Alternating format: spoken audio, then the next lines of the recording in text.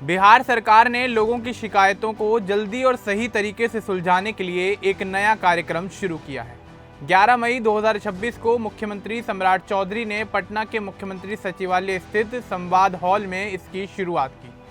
उन्होंने सहयोग helpline number 1100 और सहयोग पोर्टल का उद्घाटन किया। इस मौके पर उप मुख्यमंत्री विजेंद्र प्रसाद यादव, मंत्री नीतीश मिश्रा, श्रवण कुमार और कई वरिष्ठ अधिकारी मौजूद थे। मुख्यमंत्री ने कहा कि अब पहले जैसी देरी बर्दाश्त नहीं की जाएगी। मुख्यमंत्री सम्राट चौधरी ने बताया कि हर महीने के पहले और तीसरे मंगलवार को बिहार की सभी पंचायतों में सहयोग शिविर लगाए जाएंगे। इन शिविरों में लोग अपनी समस्याएं रख सकेंगे। जो भी अधिकारी इन शिविरों में काम देखने के लिए लगाए जाएंगे, उन्हें 30 दिनों के अंदर हर समस्या का निपटारा करना होगा। तो चलिए आगे बढ़ते हैं और आपको विस्तार से बताते हैं कि आखिर क्या है ये पूरा मामला।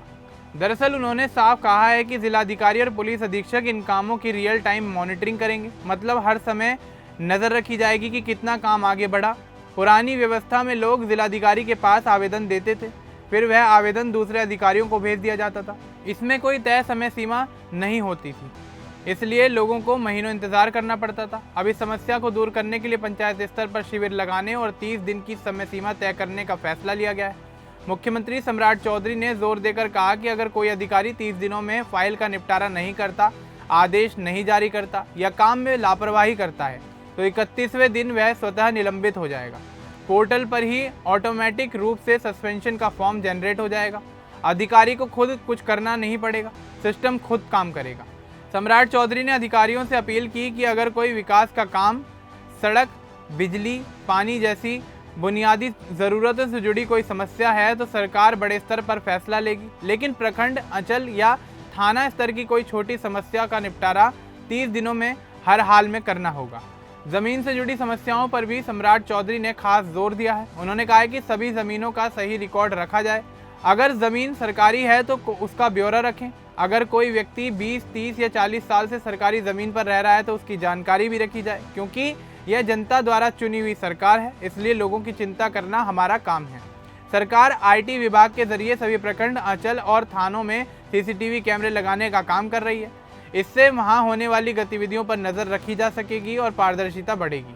सहयोग पोर्टल और हेल्पलाइन 1100 को आसान तरीके से बनाया गया है। इसके जरिए कोई भी आम आदमी आसानी से अपनी शिकायत दर्ज करा सकता है। पोर्टल पर शिकायत दर्ज करने के बाद उसका स्टेटस चेक किया जा सकता है। हेल्पलाइन पर फ़ोन करके भी जानकारी ली जा सकती है। यह नई व्यवस्था बिहार में सरकारी कामकाज को तेज़ और जवाबदेह बनाने की दिशा में एक बड़ा कदम मानी जा रही है। मुख्यमंत्री ने कहा कि लोगों को अब जिलों या पटना आने की कोई ज़रूरत ही नहीं पड़ेगी। उनकी समस्या गांव स्तर पर ही सुलझ जाएगी। इस कार्यक्रम से जुड़े अधिकारियों को सख्त निर्देश दिए गए हैं कि काम निष्पक्ष और पारदर्शी तरीके से ही होना चाहिए। किसी भी तरह की पक्षपात या देरी बर्दाश्त नहीं होगी। लॉन्चिंग के बाद से ही इस योजना की चर्चा पूरे बिहार में हो रही है। लोग उम्मीद कर रहे हैं कि अब उनकी छोटी छोटी समस्याएं जैसे राशन कार्ड, जाति प्रमाण पत्र, जमीन विवाद या अन्य सरकारी काम जल्दी पूरे होंगे। सरकार का लक्ष्य है कि इस व्यवस्था से न सिर्फ लोगों को फायदा हो, बल्कि अधिकारी भी समय पर काम करें। अगर कोई लापरवाही करता है तो उसे तुरंत सजा मिलेगी। यह पहल बिहार को बेहतर प्रशासन देने की दिशा में उठाया गया कदम मानी जा रही है। आने वाले दिनों में पंचायत स्तर पर शिविर शुरू हो जाएंगे और लोग इनका फायदा उठा सकेंगे।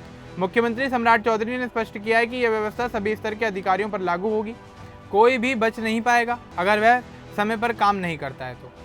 बिहार सरकार का यह फैसला आम लोगों के लिए राहत की खबर है। अब देखना यही होगा कि यह व्यवस्था कितनी प्रभावी साबित होती है और अधिकारी इसमें कितनी मेहनत करते हैं। कुल मिलाकर 11 मई 2026 को शुरू हुई यह नई व्यवस्था बिहार के प्रशासन को नई दिशा देगी। लोग अब उम्मीद के साथ अपनी समस्याएं लेकर सहयोग शिविरों में जा सकेंगे ताकि उनका जल्दी से जल्दी निपटारा हो सके। अब इस पूरे मामले को लेकर आपका क्या कुछ कहना है, हमें कमेंट बॉक्स में जरूर बताएं। बाकी इस तरह की और अपडेट्स के लिए हमारे चैनल को सब्सक्राइब करना ना भूलें। धन्यवाद।